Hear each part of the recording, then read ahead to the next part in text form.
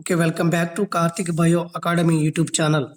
అయితే Bloom's taxonomy of educational objective ఇదిగోండి. ఈ మైండ్ మ్యాపింగ్ టేబుల్‌లో ఖచ్చితంగా ఒక బిట్ అయితే ఫ్రేమ్ చేస్తారు. ఇది ఒకసారి చూడండి. దీనికి చదివితే మనకి చాలా ఇంపార్టెంట్. ఇది ఒక కాన్సెప్టు. Important concept. ఎగ్జామ్ అయ్యేంత వరకు రోజుకు ఒక 2, 3 కాన్సెప్ట్‌లు ఇస్తుంటాను. అవే బిట్లుగా ఫ్రేమ్ అవుతాయి. భయపడక్కడ అవసరం లేదు. ఓకేనండి. అయితే ఇక్కడ చూడండి. కాగ్నిటివ్ డొమైన్‌లో ఉన్నటువంటి ఇది ఒక డొమైన్ అయితే ఇవన్నీ కూడా మనకి ఆబ్జెక్టివ్స్ లేదా లక్ష్యాలు అని చెప్తాము. భావావేశ రంగంలో ఉన్నటువంటి ఆ లక్ష్యాలు, మానసిక చలనాత్మక సైకోమోటర్ డొమైన్‌లో ఉన్నటువంటి లక్ష్యాలు. ఎగ్జామ్ పాయింట్ ఆఫ్ వ్యూలో ఖచ్చితంగా ఈ లక్ష్యాలని ఒక ఆర్డర్‌లో పేర్చండి. ఈ లక్ష్యాలని ఆర్డర్‌లో పేర్చండి అని చెప్పేసి ఖచ్చితంగా బిట్ అయితే ఫ్రేమ్ చేయొచ్చు. కాబట్టి కాగ్నిటివ్ డొమైన్‌లో మనకున్నటువంటి ఎన్ని లక్ష్యాలున్నాయి? మొత్తం 6 ఉన్నాయి. 1-6 ఫస్ట్ ఏంటి? జ్ఞానం. ఇది సింపుల్‌గా ఉంటుంది, సరళంగా ఉంటుంది. ఇలా పైకి పోయే కొలిది మనకి సంక్లిష్టంగా మారుతుంది. కాబట్టి ఆర్డర్ చూడండి. First knowledge, understanding are comprehension, జ్ఞానము, అవగాహన లేదా అవబోధము, అప్లికేషన్, అన్వయం ఆర్ వినియోగం, విశ్లేషణ, సంశ్లేషణ, మూల్యాంకనము. ఇవన్నీ కూడా 1-6 వరకు కాగ్నిటివ్ డొమైన్‌లో ఉన్నటువంటి లక్ష్యాలు. దీంట్లో సింపుల్‌గా ఏంటి? ఫస్ట్‌ది అంటే జ్ఞానాత్మక రంగంలో మొట్టమొదటి స్టెప్ ఏంటంటే మనకి నాలెడ్జ్. ఓకే. ఇప్పుడు జీవులు వర్గీకరించేసేటప్పుడు జాతి ఉంటుందిగా మనకి ప్రామాణంగా. జాతి అనేది ప్రాథమిక ప్రమాణమే కదా! అలాగే విద్యా లక్ష్యాల్ని వర్గీకరణ చేసేటప్పుడు జ్ఞానాత్మక రంగంలో ఉన్నటువంటి మొట్టమొదటి సోపానమైనటువంటి ఈ జ్ఞానం అనేది ఒక ప్రమాణంగా మనం భావించొచ్చు. ఓకేనా?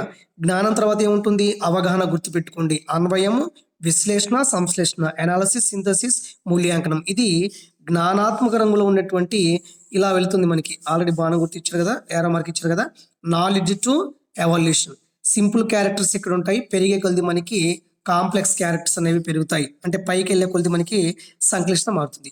అయితే ఇంకో పాయింట్ ఏంటంటే ఇక్కడ సో అవగాహన అంటే ఏంటి? అన్వయం, విశ్లేషణ, సంశ్లేషణ, ఎవాల్యూషన్ యొక్క కాన్సెప్ట్ అడుగుతారు. ఇది కూడా ఇక్కడ అడుగుతారు కాబట్టి దాని గురించి కూడా మీకు చెప్తాను.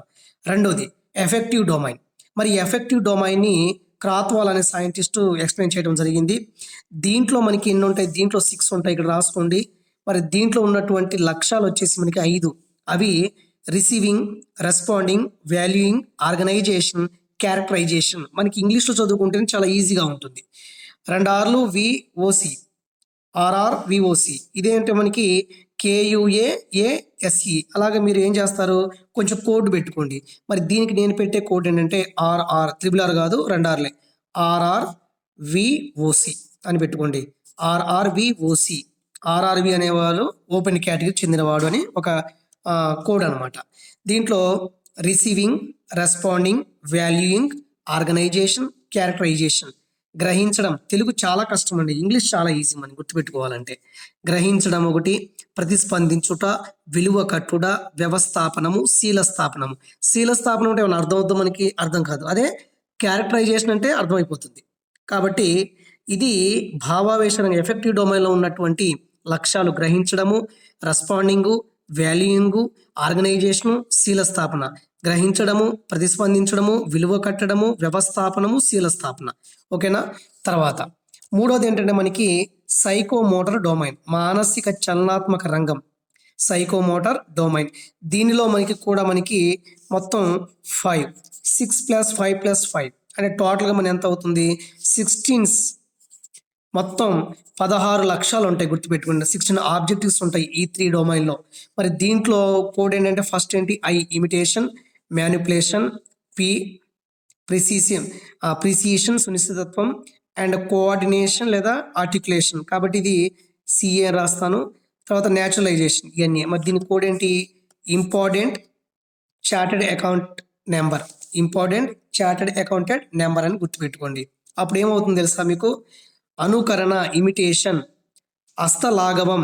ఇక్కడ నుంచి ఖచ్చితంగా మనకి ఈ రెండిటికంటే ఎక్కువ ఇది ఇంపార్టెంట్. ఎందుకంటే స్కిల్స్, విద్యార్థిలో స్కిల్స్ డెవలప్మెంట్ అవుతుంది దీంట్లో. ల్యాబొరేటరీ స్కిల్స్ కావచ్చు, క్షేత్ర పర్యటనలు కాబట్టి ఏ స్కిల్ అయినా కూడా పరికరాలు ఎలా ఉపయోగించాలో అనేటువంటి స్కిల్ ఇక్కడే డెవలప్మెంట్ అవుతుంది విద్యార్థికి. కాబట్టి ఇక్కడ అనుకరణ, హస్తలాఘవం, సునిశ్చితత్వం, సమన్వయము, స్వాభావీకరణం అనేది ఇక్కడ జరుగుతుంది. కాబట్టి ఇక్కడ చూడండి అనుకరణ, హస్తలాఘవం, సునిశ్చితత్వం, సమన్వయము, స్వాభావికరణ ఇవన్నీ కూడా మానసిక చలనత రంగంలో లక్ష్యాలు ఆబ్జెక్టివ్స్. కాబట్టి ఈ టేబుల్ మీద ఖచ్చితంగా మనకి బిట్ అయితే ఫ్రేమ్ చేయవచ్చు.